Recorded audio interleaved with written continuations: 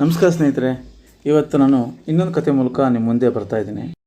ಕತೆ ಹೆಸರು ಜಾಣಮೊಲ. ಒಂದು ಕಾಡಿನಲ್ಲಿ ಎಲ್ಲ ಪ್ರಾಣಿಗಳು ಅನ್ಯೋನ್ಯವಾಗಿರ್ತವೆ.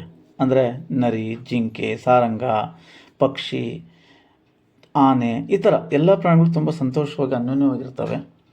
ಒಂದು ಸಲ ಏನಾಗುತ್ತೆ, ಆ ಕಾಡಿಗೆ ಒಂದು ಸಿಂಹ ಬಂದುಬಿಟ್ಟು ಎಲ್ಲ ಪ್ರಾಣಿಗಳನ್ನ ಅಟ್ಯಾಕ್ ಮಾಡೋಕ್ಕೆ ಸ್ಟಾರ್ಟ್ ಮಾಡುತ್ತೆ. ಅಂದರೆ ಬೇಟೆ ಮಾಡೋಕ್ಕೆ ಸ್ಟಾರ್ಟ್ ಮಾಡುತ್ತೆ. ಅದು ಸಿಕ್ಕ ಪ್ರಾಣಿಗಳನ್ನ ತಿಂದು ಬೇಟೆ ಆಡ್ತಾ ಇರುತ್ತೆ. ಇದರಿಂದ ಎಲ್ಲ ಪ್ರಾಣಿಗಳು ತಲೆನೋವಾಗ್ಬಿಡುತ್ತೆ. ನಾವೇನು ಮಾಡೋದು? ಇದೇ ಥರ ಸಿಂಹ ನಮ್ಮನ್ನೆಲ್ಲ ತಿಂತಾಯಿದ್ರೆ ಒಂದು ದಿವಸ ನಮ್ಮ ಸಂತತಿ ಎಲ್ಲ ಹಾಳಾಗ್ಬಿಡುತ್ತೆ.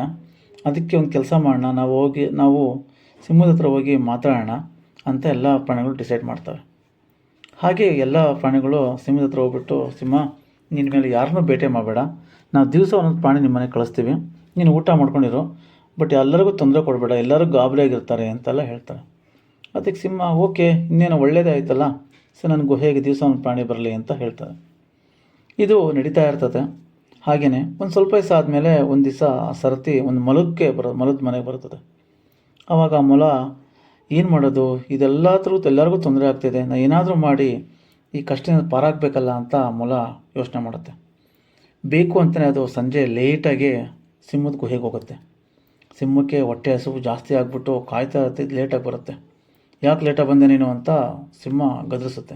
ಅದಕ್ಕೆ ಮೊಲ, ಅಯ್ಯೋ ಸಿಂಹ ಅಣ್ಣ, ಏನು ಮಾಡಲಿ, ನಾನು ಬರಬೇಕಾದ್ರೆ ಇನ್ನೊಂದು ಸಿಂಹ ಸಿಕ್ಬಿಟ್ಟಿತ್ತು, ಅದು ಎಲ್ಲ ಪ್ರಾಣ ಅಟ್ಯಾಕ್ ಮಾಡಿಬಿಟ್ಟು ಇನ್ಮೇಲೆ ನನಗೆ ಊಟ ಕಳಿಸ್ಬೇಕು, ನೀವು ಆ ಸಿಂಹ ಕಳಿಸ್ಬೇಡಿ, ನಾನೇ ಈ ಕಾಡಿನ ರಾಜ ಅಂತ ಹೇಳ್ತಾ ಇದ್ದೆ ಅಂತ ಹೇಳ್ದೆ. ಅವಾಗ ಈ ಸಿಂಹಕ್ಕೆ ಇನ್ನೊಬ್ಬ ಸಿಂಹ ಬಂದಿದೆಯಾ, ತೋರಿಸ್ ನೋಡಿ, ಅವನು ನಾನು ಬೇಟೆ ಆಡಿಬಿಟ್ಟು ನಾನೇ ಈ ಕಾಡಿನ ರಾಜ ಅಂತ ಇನ್ನೊಂದು ಹೇಳಿಸ್ತೀನಿ ಅಂತ ಹೇಳುತ್ತೆ. ಹಾಗೆ ಮೊಲ ಏನು ಮಾಡುತ್ತೆ, ಸಿಂಹನ ಕರ್ಕೊಂಡು ಒಂದು ಬಾವಿ ಹತ್ರ ಕರ್ಕೊಂಬಂದು ಅದರ ಪ್ರತಿಬಿಂಬ ತೋರಿಸುತ್ತೆ. ನೋಡು, ಇದರೊಳಗೆ ಇದೆ, ಸಿಂಹ ಕೂತ್ಕೊಂಡಿದೆ, ಬಗ್ ನೋಡು ಅಂತ ಹೇಳುತ್ತೆ. ಸಿಂಹ ಅದ್ರಲ್ಲಿ ಬಗ್ ನೋಡಿದಾಗ ತನ್ನ ಪ್ರತಿಬಿಂಬ ನೋಡಿ, ಇಲ್ಲೇ ಇದೆಯಲ್ಲ ಇನ್ನೊಂದು ಸಿಂಹ ಅಂತ ಅನ್ನುತ್ತೆ. ಜೋರಾಗಿ ಕೂಗುತ್ತೆ. ತಕ್ಷಣ ಆ ಪ್ರತಿಬಿಂಬನ ಕೂಡ ಜೋರಾಗಿ ಕೂಗ್ದಂಗೆ ಆಗುತ್ತೆ. ಇದರಿಂದ ಸಿಟ್ಟು ಬಂದ ತಕ್ಷಣ ಒಳಗೆ ಆರಿಬಿಡುತ್ತೆ. ಒಳಗೆ ಆರಿದ ಮೇಲೆ ಅದಕ್ಕೆ ಈಜು ಬರೋಕ್ಕಾಗ್ದೇ ಅದರಲ್ಲೇ ಇದ್ದು ಒದ್ದಾಡಿ ಆ ಸಿಂಹ ಸತ್ತೋಗ್ಬಿಡುತ್ತೆ.